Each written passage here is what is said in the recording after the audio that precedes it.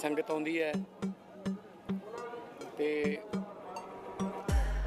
इस कुर्बानी की किते मिसाल नहीं मिलती दुनिया च ते लोग नतमस्तक होण आउंदे ने।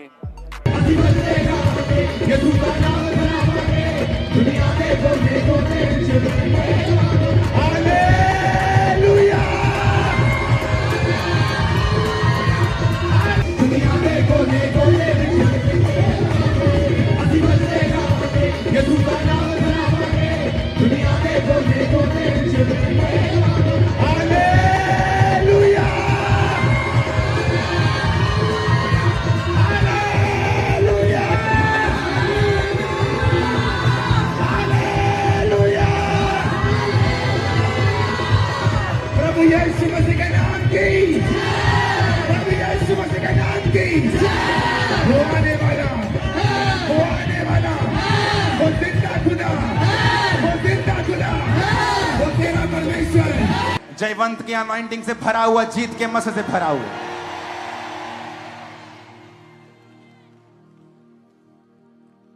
दो 2026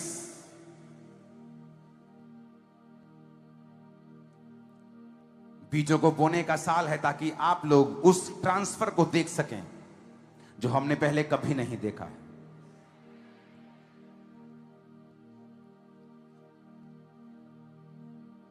अगर आप प्रभु के बड़े कामों को देखना चाहते हैं, रुकावट नहीं देखना चाहते हैं, तो परमेश्वर ने कहा 2026 में मेरे लोगों को बोल कि ये हर बात में मेरा थैंक्स किया करें और कुड़ ना किया करें।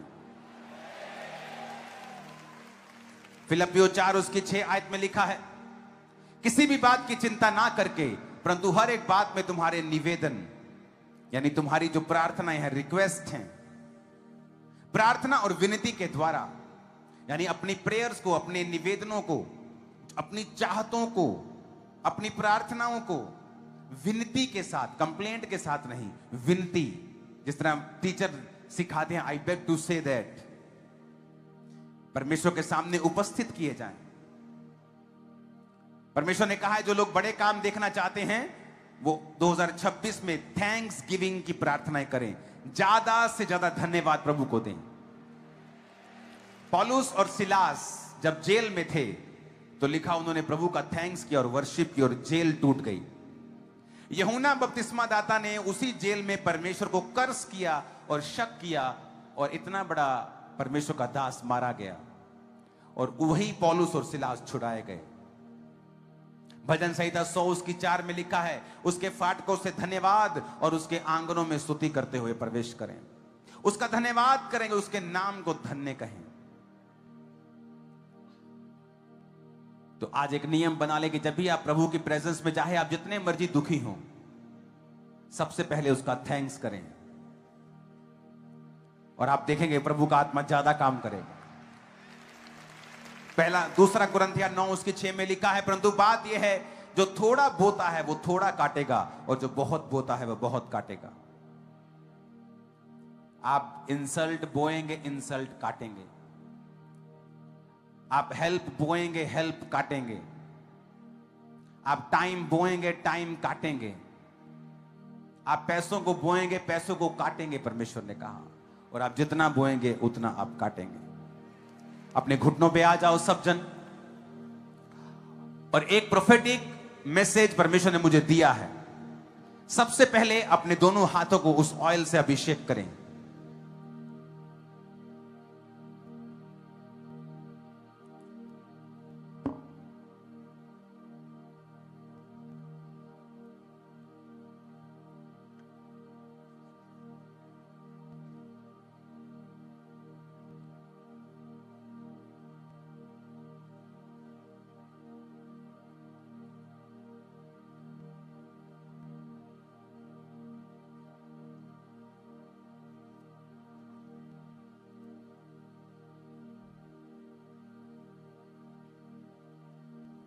एक वचन मैं आपके ऊपर पढ़ूंगा।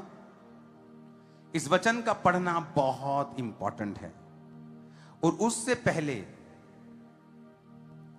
इस वचन से पहले मैं आपको एक बात बताना चाहता हूं जो परमेश्वर ने मुझसे कही है।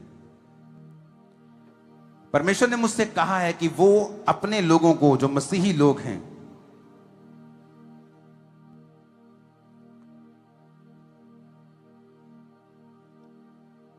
व्यवस्था विवरण 28 उसकी 12 में लिखा, यहोवा तेरे लिए आकाश रूपी उत्तम भंडार को खोलकर तेरी भूमि पर समय पर मेह बरसाया करेगा। वो तेरे सारे कामों पर आशीष देगा। वो तेरी जातियों को उधार देगा, परंतु तुझे उधार लेना ना पड़ेगा। सुनो मेरी बात, प्रभु ने मुझसे क्लियरली कहा है कि जब मेरे लोग आपको जब अपने काम धंधों पर जाएं, अपनी जॉब पे जाएं, अपने बिजनेस में जाएं, अपनी दुकान खोलें, अपना काम करने के लिए जाएं, अपने कंप्यूटर पे बैठें, परमेश्वर ने सबसे पहले कहा है कि वो अपने दोनों हाथों को उठाकर एक प्रार्थना करें, जो मैंने आपको वचन दिया है इस वचन से। और अब हमेशा प्रभु ने कहा है कि वो तुझे सामर्थ करेगा, तेरे हाथों के कामों के ऊपर वो बरकत देगा। हमारी दिन भर की रोटी आज हमें दे। दिन भर की रोटी कौन सी रोटी है? ये वचन, ये है वचन। दिन भर की रोटी वो रोटी नहीं है, दिन भर की रोटी दे। दिन भर हमें बाइबल का स्मरण, बाइबल के वचन, बाइबल के ध्यान करना चाहिए। दिन भर की रोटी हमें दे। तो दिन भर रोटी खाओगे आप? एक बार खाते हो तो परमेश्वर बोलता है कि सुबह रोटी खाना, शाम को खाना, लेकिन दिन भर की रोटी हमें दे। ये वचन हम भूल नहीं पाए, तो चले जाए बचे नहीं और उसको याद करें। तो ये है वचन। परमेश्वर ने बोला दिन भर की रोटी मुझे दे। तो हमें ये रोटी जब मिलेगी जब हम बाइबल को खोलेंगे और जब इसको पढ़ेंगे। लोग क्या समझते हैं, मेरे लड़कों क्या ख्याल है कि मेरे माता पिता जाते हैं चर्च, वो चले जाते हैं। ये अधूरी बात है, कुछ हासिल नहीं होगा उससे, क्योंकि लिखा है, परमेश्वर बोलता है जो आया वो जाएगा और जो पढ़ेगा वही जाएगा। इसीलिए दिन भर की रोटी मुझे दे। तो परमेश्वर का जो हथियार है वो दिन भर जो प्रार्थना मैंने बोली कि रोज हर बार करना चाहिए।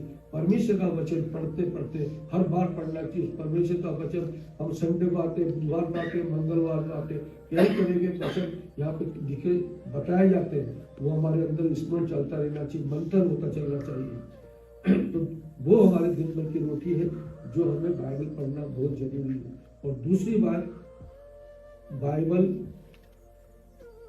को उठाई कहीं भी बीच में से पढ़ना, ये दूसरे लोग करते हैं। जाए ड्यूटी गए, ऑफिस गए, काम पे गए, उठाई खोली, आंख बंद करी, धन्यवाद दिया, बीच में से खोल लिया, बीच में खोल लिया और चल दिए, ये हो गया काम। ये सबसे बुरी बात है। क्या बच्चा स्कूल जाता है तो बच्चों को सीधा क्या डायरेक्ट कॉलेज में उठा देते हैं? सिखाते हैं ना उसको KG1 KG2, और आपने उठाया बाइबल को खोला तो चल जाते हैं। ये लोग तो जो कैलेंडर होता है उसको देखते, हाँ ये आज का वचन ये है।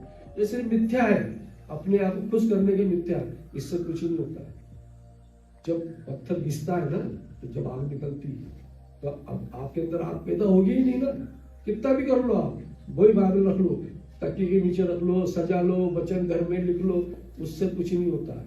खुद को घिसना पड़ेगा आपको, खुद को करना पड़ेगा, जब जाके आपको मालूम पड़ेगा कि इसलिए जो लोग बाइबल उठाते और पढ़ते हैं तो बच्चे की तरह सीखना पड़ेगा, जब जाके होते हैं। आप सीखोगे नहीं तो फिर कैसे उठेंगे?